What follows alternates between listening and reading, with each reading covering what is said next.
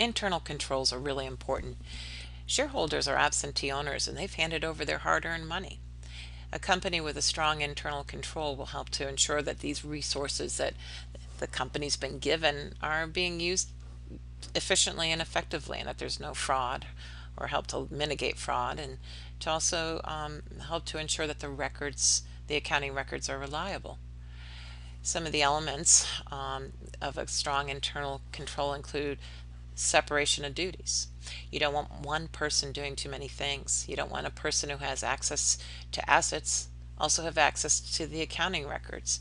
You don't want that person being able to, say, pocket or steal the asset and then record the entries in the accounting records and disguise that theft.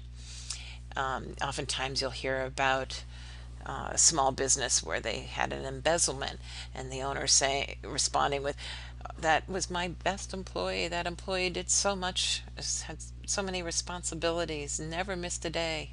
Well, the truth be told, that employee had the ability to pocket cash and cook the books. And then as far as not taking any days off, that employee wouldn't want someone coming in and seeing what was going on. So it's really important to separate those duties.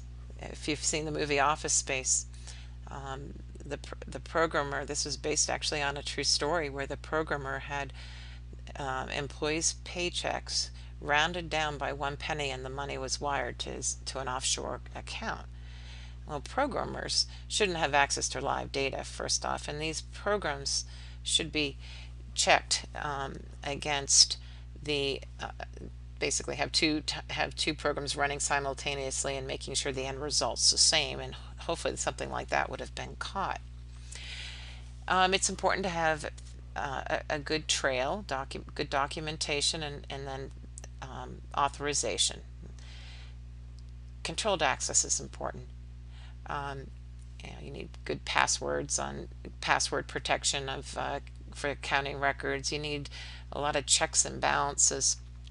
But one thing about the controlled access over assets, I've asked employees how many students, how many of them as employees have had to work a cash register at the same time as somebody else.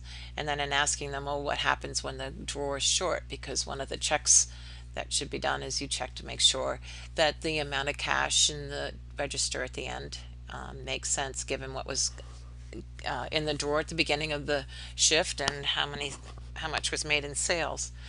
Well, the employees that had to share registers, there were some that would say that the employer would make these employees make up the difference, pay out of their own pocket the amount of shortage.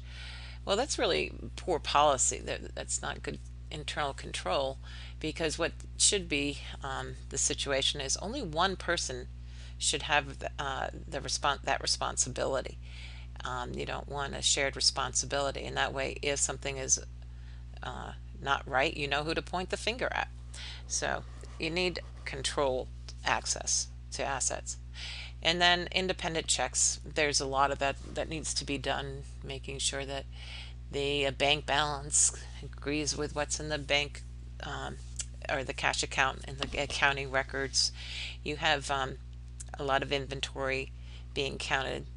There's actually an interesting story where there was a cashier at a grocery store who had a bar of soap which had a barcode on it, and when friends or family came to check out at the register, she'd slide the more expensive merchandise across but would have the soap scanned, so the bills would be very low because the soap's cheap. Well, it was finally caught or determined that there was a problem when they did checking the amount of soap inventory and saying, wait, doesn't make sense, we can't have negative inventory. And then they started to watch more closely and found the theft. So just in general, though, these are really important because a company needs strong internal controls in order to make sure that the business is going to be run efficiently and effectively.